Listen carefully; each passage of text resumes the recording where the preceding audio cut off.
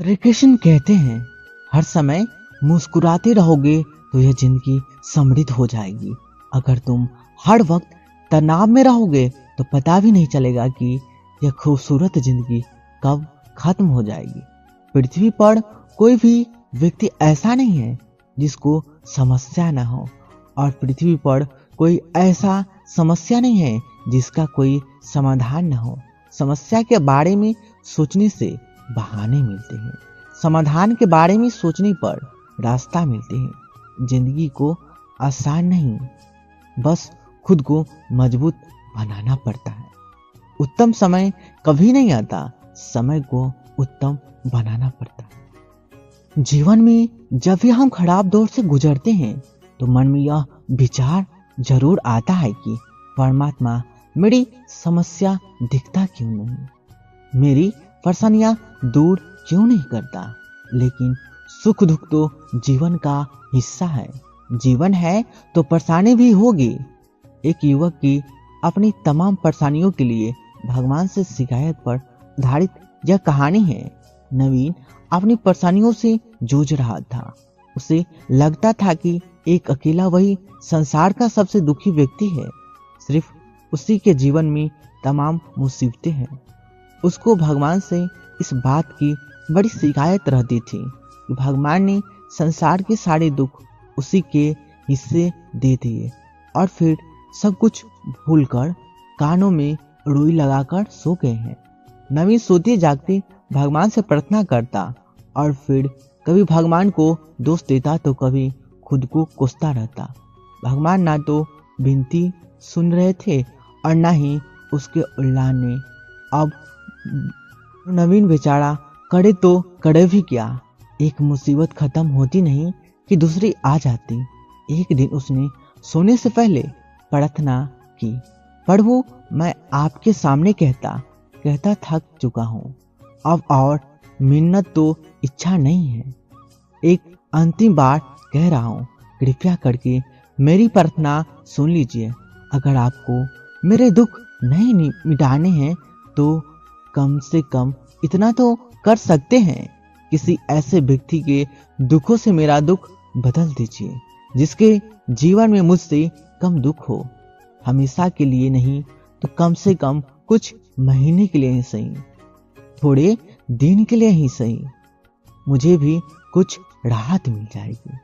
अब भगवान ने नवीन की आखिरी इच्छा सुन ली और उसे उस रात सपने में भगवान दिखे।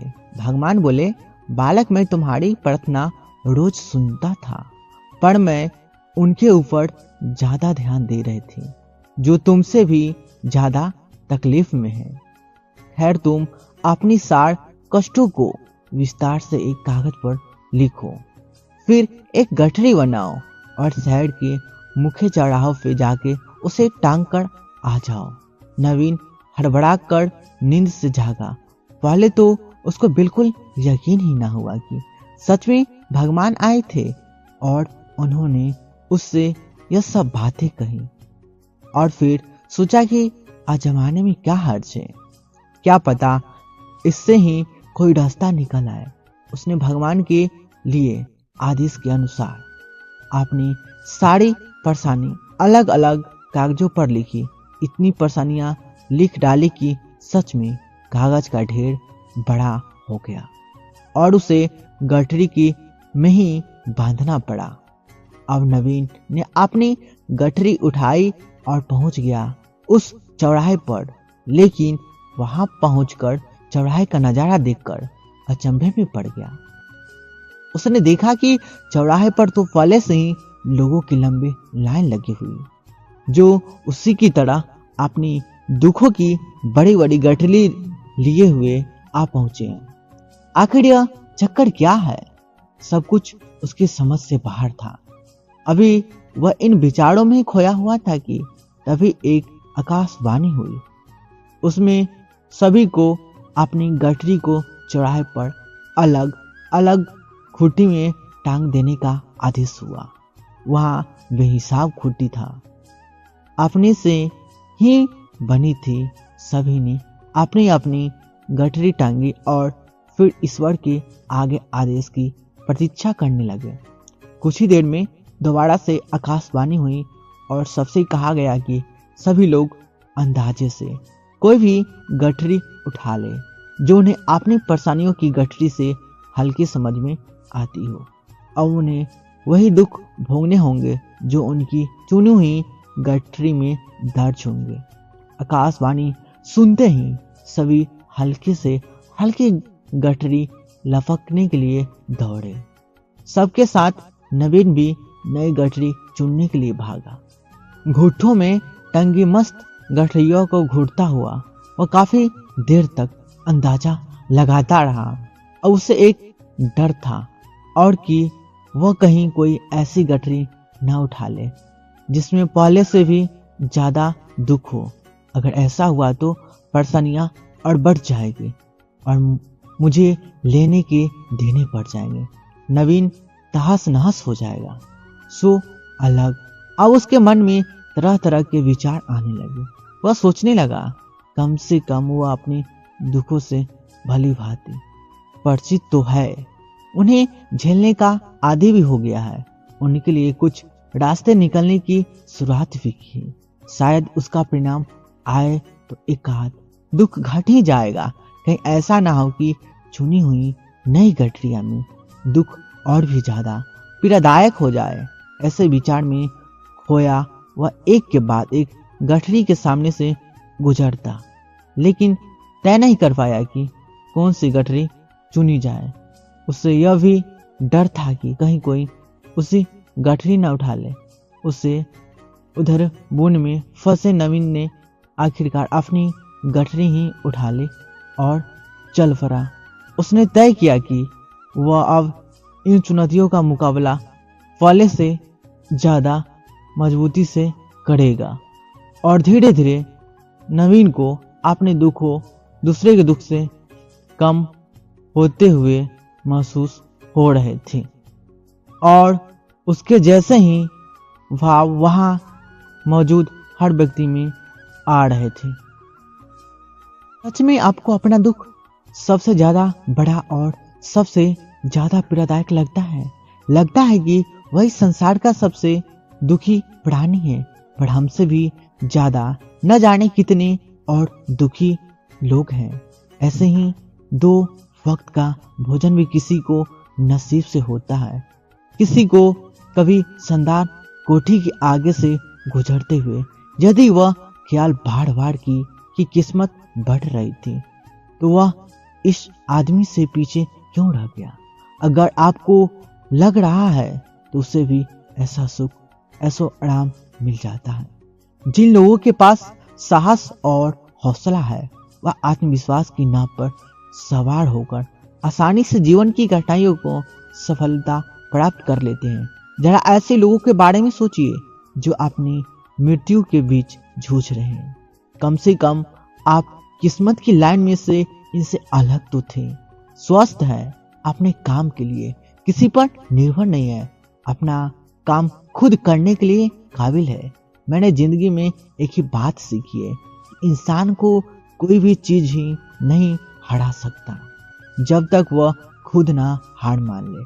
हमें अपनी गलतियों की सजा भले ही तुरंत ना मिले, परंतु समय के साथ कभी न कभी सजा अवश्य मिलती है। सूर्योदय और सूर्यास्त हमें बताते हैं कि जीवन में कुछ भी नहीं है, इसलिए हमेशा खुश रहे एवं जीवन की यात्रा का भरपूर आनंद ले। जिंदगी बहुत छोटी है, जो हमसे अच्छा व्यवहार करते हैं उन्हें धन्यवाद कहो और जो हमसे अच्छा व्यवहार नहीं करते हैं उन्हें मुस्कुराकर माफ कर दो। मरी हुई मछलियां धारा के साथ बहती है, लेकिन जीवित मछलियां धारा के विपरीत तैरती है। अगर आप भी जीवित हैं तो गलत का विरोध करना सीखे। जरा सोचिए, हजारों गलतियां के बाद भी आप अपने से प्यार करते हैं, तो फिर किसी दूसरे की गलती पर उसे नफरत क्यों करने लगते हैं। राजा जनक की बेटी और राजा दशरथ के पुत्र वधु सीता अलौकिक विवाह हुआ, परंतु मिलन वनवास और फिर वनवास में ही अपहरण, अग्नि परीक्षा में भी गर्भवती सीता को देखना पड़ा। परिवार वियोग यही तो है। जिंदगी पृथ्वी पर राज करने वाले पिता और ससुर चाहकर भी, साधन देकर भी सीता को सुख नहीं दे पाए। फिर एक साधारण मनुष्य कैसे अपनी संतान को अपने कर्म के बिना सुख दे सकता है? तन मन धन से प्रयास करते रहे, परंतु यह भूल मत जाए कि किसी को भी सुख उसके अपने कर्म से ही मिलता है, दूसरे के कर्म से नहीं। पितामह भीष्म के जीवन में एक ही पाप था कि उन्होंने समय पर क्रोध नहीं किया, और जटायु के जीवन में एक ही पुण्य था कि उसने समय पे क्रोध किया। परिणाम स्वरूप एक के बाणों की शैया मिली और एक को प्रभु श्री राम की गोद। अंततः क्रोध भी तब पुण्य बन जाता है जब वह धर्म और मर्यादा के लिए किया जाए, और सहनशीलता भी तब पाप बन जाती है जब वह धर्म मर्यादा को बचा न पाए।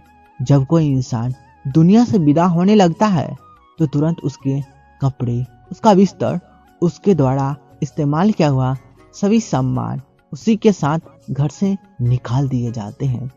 पर कभी कोई उसके द्वारा कमाया गया धन, दौलत, प्रॉपर्टी, उसका घर, उसका पैसा, उसके जेवरात, इन सबको क्यों नहीं छोड़ते, बल्कि गले का हार, सोने के अंगूठे भी खींचकर निकाल लिया जाता है।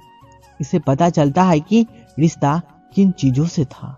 लेकिन आपके द्वारा कमाया हुआ पुण्य, परोपकार, आपका नाम, इसे कोई नहीं छीन सकता।